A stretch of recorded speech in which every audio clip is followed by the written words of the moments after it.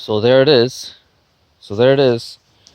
The mowers are on backwards actually. The handle should be facing that way because this board, the end of this board on this side, represents the end of the trailer, and all this is offcut, right? Because I have the brakes facing towards the bicycle. That's, I think, is the best way to do it, to run the plumbing. You know what, that doesn't really matter. Huh. Anyway, but that's how it's going to look. I'm going to make a little rack here for the weed whackers so that I can just put them on. And I think 3 2x6s like that is good enough, because it's a utility trailer, right? All I really want are the the wheels and the hookup. Well, I'm going to build a hookup here eventually for the bicycle, and then everything else that I put on it will have its own sort of compartment or whatever. But yeah, if I put mowers in a stow and go position, I could probably fit 4 on there easily. And it's going to be a heavy trailer. I'm going to need some muscle to pull this around, because this alone I think weighs almost as much, or maybe half as much, as my whole trailer here. So you can imagine, right? I was thinking to just put 2x10s here, 1, 2, and then run planks across like this, and it'll look slick, to be honest. I might just do that, or the other thing I'm not gonna do that, but what I'll do is maybe build a small box that I can put it on and take it off. You know, I want to make it modular with some attachments on it, because I'm gonna have various types of jobs to do, from mowing the grass to painting, you know, maybe some construction, hauling firewood. I was thinking to have, well, if I'm hauling firewood, I'll just haul the whole fucking log. It'll be easier that way than to cut the logs to stove size right on site. But anyway, I'm really happy with how it's looking right now. I think it's going to come out great.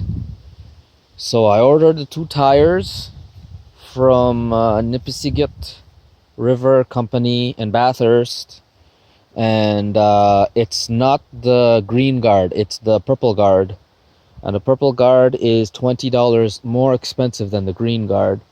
But the purple guard is the one that I first bought when I first built this trailer. That's what I had mounted on this trailer, and back then I bought them for $35 a piece off Chain Reaction Cycles, and now they're $69 here in Canada. But Chain Reaction Cycles is a UK company, and I checked their site and they're out of stock. Plus, I don't have a credit card, so I mean, even if they had, I don't know how to buy it, because they don't accept money orders. So when I get those tires, I'm gonna mount them on the rim, and then I'm gonna put the rim here, right? And whatever little tweaking or whatever I got to do to this, I'm going to do it. I think the very last thing I'll do is paint it. Once I got everything mounted and where I like it, all the holes drilled and whatnot, then I'll take it all apart and paint it. That'll be the last thing I do. So, I mean, it's going to cost a lot of money to finish this project. You think just to buy paint to paint that is going to cost $50? And then to buy the plumbing to run the hydraulic disc brakes, that's another maybe. I already ordered the flare nut wrenches. I need a flare nut tool to make, a flaring tool to make the flares. I need, I don't know how many feet. That's at least 20. They sell them in 25-foot rolls, so a 25-foot roll of galvanized steel 3/16 tubing, because that's cheaper than the stainless steel. And I'll also need the fittings, and I also need a tube bender.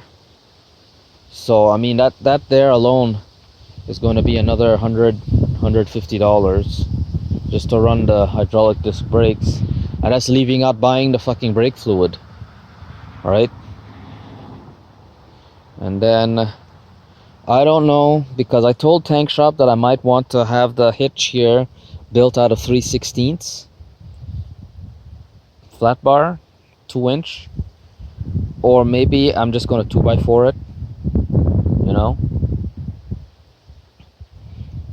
It's not about weight or cost, it's about what I can do with it. With the 2x4 setup, right, it's not as strong as the 3/16, but I could always bolt stuff to it, you know. I have that option to just screw stuff into it and play with it until I get it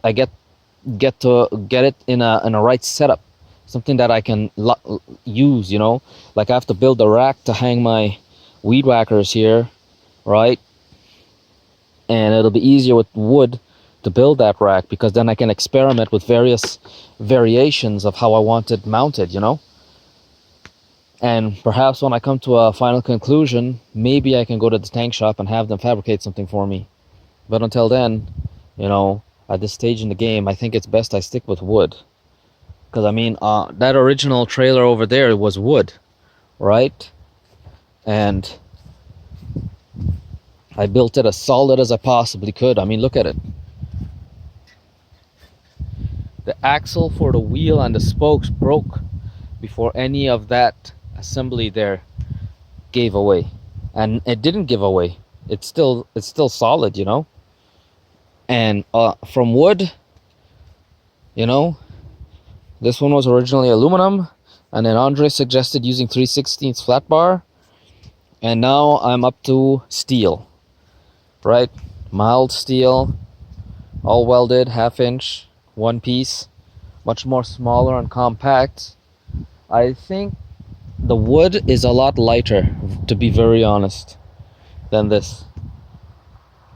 You know, this one here, you can see how beefy it is right there and over there, and it's 2 cross members linking the wheels and giving support to a frame, you know. And that is still lighter than this whole entire piece here, you know.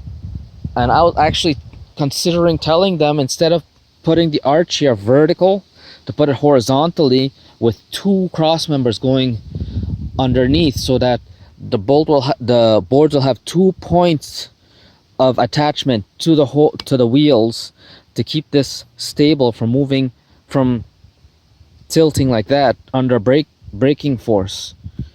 So I don't know, that's just a theory.